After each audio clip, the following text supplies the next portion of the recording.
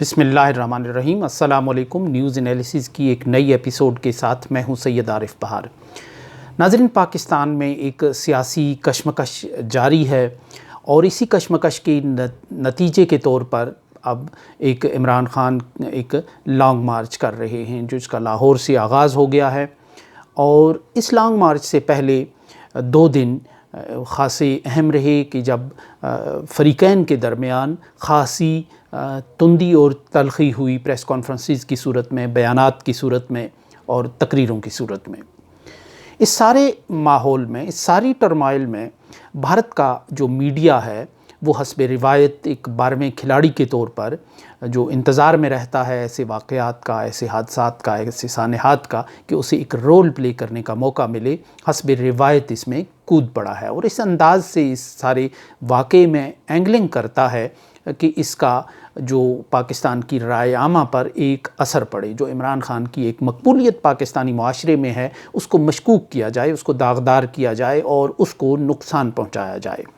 یعنی وہ بھارت کا میڈیا اس وقت اس انداز سے عمران خان کے اقدامات کی سراہنا کر رہا ہے، تعریف کر رہا ہے کہ پاکستان میں روایتی طور پر اس کا پھر نقصان ہوتا ہے۔ پاکستان میں ایسی شخصیت کو ایک مشکوک شخصیت سمجھا جاتا ہے، یا ایسی تحریکوں کو پھر مشکوک تحریک سمجھا جاتا ہے، کیونکہ ان پر بھارت کی ہمدردی کا ایک تاثر جو ہے وہ غالب آ جاتا ہے۔ 80 کی دہائی میں جب جنرل ضیاء الحق کی حکومت تھی اور MRD کی تحریک سندھ میں بہت زوردار انداز سے چل رہی تھی، پٹڑیاں اکھاڑی جا رہی تھیں، سرکاری اداروں پر، سرکاری لوگوں پر حملے ہو رہے تھے اور بحالی جمہوریت MRD کا نعرہ تھا، تو اس وقت جب پاکستان کی انتظامیہ اور حکومت اس احتجاج سے ذرا سختی سے نمٹ رہی تھی تو اندرا گاندھی نے، جو بھارت کی وزیر اعظم تھیں، انہوں نے یہ کہا تھا کہ پاکستان کی حکومت سندھ میں لوگوں پر ظلم ڈھا رہی ہے۔ اندرا گاندھی کے اس بیان نے MRD کے لیے بالکل وہی کیفیت پیدا کی کہ ہوئے تم دوست جس کے دشمن اس کا آسماں کیوں ہو۔ اس کے نتیجے میں پاکستان کی اسٹیبلشمنٹ کو، حکومت کو، جنرل ضیاء الحق کو، MRD کو مزید کچلنے اور عوام میں اور میڈیا میں ان کا قافیہ تنگ کرنے اور انہیں مشکوک قرار دینے کا ایک موقع ملا۔ یوں جنرل ضیاء الحق کے ہاتھ میں اندرا گاندھی نے ایک ایسا کاٹ دیا کہ جس کے نتیجے میں پھر MRD کی تحریک کا زور ٹوٹتا چلا گیا اور جو اس کی ہمدردیاں ملک کے دوسرے علاقوں، دوسرے کونوں میں تھی، وہ بھی ختم ہو کر رہ گئیں۔ یہ ایک تاریخی بات ہے اور یہ اس دور کی بات ہے کہ جب بھارت پاکستان کی سیاست میں بھارت کا جو کارڈ ہے وہ خاصا مؤثر ہوتا تھا۔ بھارت کے ساتھ کسی کا ٹیگ ہونا، کسی شخصیت کا، کسی جماعت کا، کسی گروہ کا، اس کے لیے زہر قاتل ثابت ہوتا تھا۔ لیکن وقت اتنی تیزی سے آگے بڑھ گیا کہ پاکستان میں اسٹیبلشمنٹ نے عالمی ضرورتوں کے تحت جنرل مشرف کے دور میں بھارت کی طرف دوستی کی ایک کمند پھینکی اور اس کے نتیجے میں پھر پاکستان میں اینٹی انڈیا جو جذبات تھے وہ ایک منظم انداز سے کم ہوتے چلے گئے۔ وہ اینٹی انڈیا جذبات جو کشمیر میں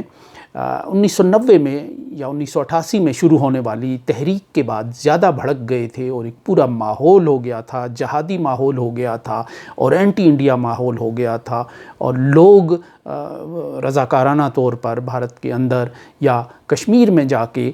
کارروائیاں کرنے کے لیے ذہنی اور عملی طور پر تیار نظر آتے تھے، اور کشمیر کے مظالم کے رد عمل کے طور پر 5 فروری کا جو دن ہے یوم یکجہتی کا، وہ پھر تراشا گیا تھا، وہ سامنے آیا اور یوں ایک اینٹی انڈیا جذبات کا ایک پورا جو لاوا ہے وہ پوری طرح پھٹ چکا تھا۔ لیکن اس لاوے کو بالآخر جنرل پرویز مشرف نے اپنے دور میں کنٹرول کیا، سب سے پہلے پاکستان کا نعرہ لگا کر، جس میں یہ اعلانیہ طور پہ کہا گیا کہ پاکستان نے اسٹریٹجک ڈیپتھ کے نام پہ جو وقت گزارا، جو پالیسی اختیار کی، وہ حقیقت میں صحرا نوردی تھی، وہ کوچہ نوردی تھی، اس کی کوئی منزل نہیں تھی، اس کا کوئی مقصد نہیں تھا۔ اس نے پاکستان کو نقصان پہنچایا ہے اور اب پاکستان کو واپس اپنے جامے کے اندر آنا چاہیے۔ جنرل پرویز مشرف کی اس حکمت عملی کے نتیجے میں پاکستان اور بھارت کے تعلقات تو ٹھیک نہیں ہوئے اور ان کا فیوچر بھی کوئی اچھا نہیں ہوا، لیکن اس کے نتیجے میں یہ ہوا کہ پاکستان کی رائے عامہ میں پہلی دفعہ اینٹی انڈیا جو جذبات ہے ان کا گراف گر گیا، اور پھر دوبارہ یہ جذبات پوری طرح کبھی بھی بھڑک نہیں سکے اور پرانی کیفیت میں بحال نہیں ہو سکے، کیونکہ پاکستان پھر بہت سے معاہدات میں اعلان اسلام آباد کی صورت میں اور باقی جو بیرونی سطح پر جو اعلامیے جاری ہوئے دنیا کے دوسرے ممالک میں پاکستان اور بھارت کے حکمرانوں کے درمیان، اس کے نتیجے میں پھر ایک پروسیس کے اندر چلا گیا بھارت کے ساتھ۔ تو یوں یہ پاکستان کی سیاست میں پھر اس کے بعد جتنے بھی انتخابات پاکستان کے اندر ہوئے ان میں بھارت قطعی طور پر ریلیونٹ تھا، ان میں کشمیر ریلیونٹ تھا، ان میں جو باقی معاملات تھے بھارت سے وابستہ وہ تقریباً ارریلیونٹ تھے۔ یہ 1988 کا آخری انتخاب تھا کہ جس میں اسلامی جمہوری اتحاد نے اینٹی انڈیا جذبات کو ابھارا تھا کہ تم نے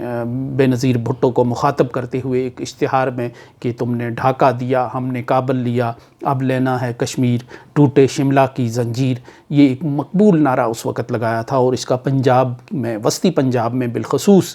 جہاں پرانے کشمیریوں کی بہت بڑی تعداد موجود ہے اور جہاں ہمیشہ اینٹی انڈیا جذبات غالب رہے ہیں، اس میں یہ نعرہ کارگر رہا تھا، اور پیپلز پارٹی کو پچھاڑنے میں IJI نے کامیابی حاصل کی تھی۔ اس نعرے کے تخلیق کار کہتے ہیں کہ آج جو امریکہ میں مقیم بھارت اور امریکہ کے بارے میں بہت مثبت رائے رکھنے والے جناب حسین حقانی ہیں، جو بعد میں پاکستان کے سفیر بھی رہے، جو اس وقت اسلامی جمہوریہ اتحاد کے میڈیا کے انچارج اور صورتگر تھے۔ اس کے بعد سے چونکہ کسی الیکشن میں بھارت موضوع بحث نہیں رہا اور کسی موومنٹ میں موضوع بحث نہیں رہا، تو یہ تقریباً یہ کارڈ جو ہے غیر مؤثر ہوتا چلا گیا، یہاں تک کہ جو موجودہ ایک ڈھانچہ ہے اس میں بھی یہ کارڈ غیر مؤثر ہی رہا، اور خود پاکستان کی جو افواج ہیں ان کے سربراہ نے ماضی کی لیگیسی کو دفن کرنے اور ختم کرنے کا دو ٹوک اعلان کیا۔ تو ماضی کی لیگیسی یہی ہے کہ ہم ایک کشیدگی کے ماحول میں رہے ہیں علاقائی طاقتوں کے ساتھ، عالمی طاقتوں کے ساتھ، اور ہماری ایک پالیسی رہی ہے اسٹیٹ کی کہ جو ملیٹنسی کو آگے بڑھانا، وہ افغانستان میں سوویت یونین کے خلاف ہو یا کشمیر میں یا دوسری جگہوں پر بھارت کے خلاف ہو۔ تو یہ ایک ایسی صورتحال ہے کہ جس نے پاکستان میں اب جو انڈیا کارڈ ہے اس کو بہت زیادہ کمزور کر دیا ہے، اور یہ خود ہماری اپنی ایک جو اسٹیٹ کی پالیسی ہے اس کے نتیجے میں ہو گیا ہے۔ اب یہ دوبارہ کارڈ اس طرح ریلیونٹ نہیں ہونا کہ اس کے نتیجے میں پاکستان کی رائے عامہ کوئی بہت بڑا اثر لے۔ اس کا ایک پہلو تو یہ ہے، ایک پہلو یہ ہے کہ پاکستان کی جو چوتھی جنریشن اس وقت جلسہ گاہوں میں، سڑکوں میں موجود ہے، اس کے کچھ جینون مسائل ہیں۔ وہ دنیا کو جب دیکھتی ہے تو آگے جاتا ہوا دیکھتی ہے، ترقی کے سفر میں آگے دیکھتی ہے، اپنے ملکوں کو، اپنے معاشروں کو آگے جاتا دیکھتی ہے، تو وہ فرسٹریشن کا شکار ہوتی ہے، اور وہ ایک کلک کی دوری پر ہے برطانیہ سے، امریکہ سے، آسٹریلیا سے اور ترقی یافتہ معاشروں سے بھارت کو دیکھتی ہے، اور تو پھر اس کا ایک فرسٹریٹ ہونا ایک فطری سی بات ہوتی ہے۔ وہ جب یہاں دیکھتی ہے کہ قانون کی حکمرانی نہیں ہے، آئین کی بالادستی نہیں ہے، ادارہ بندی نہیں ہے اور انصاف نہیں ہے، میرٹ نہیں ہے، تو وہ ڈسپریٹ ہو جاتی ہے۔ یعنی 75 برس میں بہت سے ملک آزاد ہوئے، بہت سے ملکوں نے ترقی میں بہت آگے کا سفر طے کیا، لیکن پاکستان ابھی بھی اس منزل سے بہت نہ صرف دور نظر آ رہا ہے بلکہ روز بروز پیچھے کی طرف، زوال کی طرف جا رہا ہے۔ تو یہ ایک ایسا جینون مسئلہ ہے پاکستان کی نئی نسل کا، جس کو اب مصنوعی سہاروں سے، مصنوعی باتوں سے، مصنوعی اقدامات سے اس کو ٹالا نہیں جا سکتا، اس کو ایڈریس کرنا پڑے گا کسی نہ کسی مرحلے پہ، کیونکہ یہ ایک لاوا ہے کہ جو وقتاً فوقتاً پھٹتا رہے گا، کیونکہ گرد و پیش کے حالات سے جو پاکستان کا نوجوان ہے، پاکستان کی نئی نسل ہے، جب وہ موازنہ اپنے معاشرے کا، اپنے ملک کا کرتی ہے تو اس کا ڈیسپریٹ ہونا لازمی اور فطری ہوتا ہے۔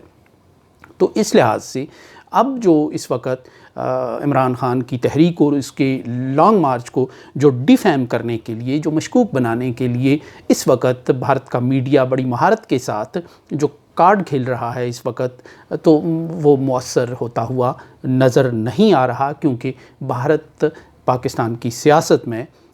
بدلتے ہوئے حالات اور بدلتے ہوئے وقت اور کچھ ریاستی پالیسیز کے نتیجے میں خاصا irrelevant ہو کر رہ گیا ہے۔ یہ کارڈ بھی تقریباً غیر مؤثر ہو کر رہ گیا ہے۔ سو اس کے ساتھ ہی اجازت دیجیے، اللہ نگہبان۔